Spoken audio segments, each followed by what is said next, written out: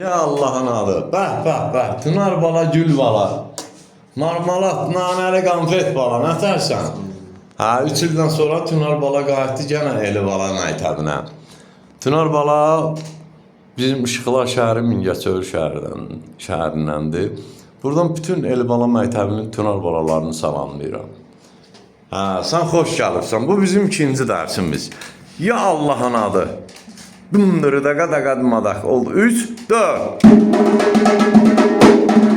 Əla.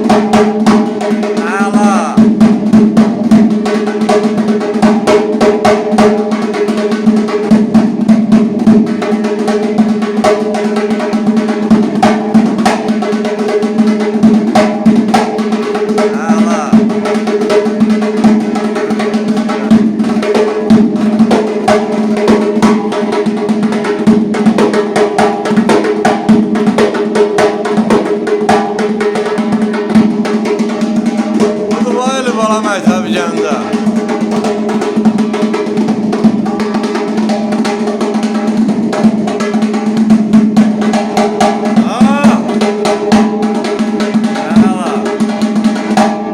Sağ ol Aytun ol bala, sağ ol.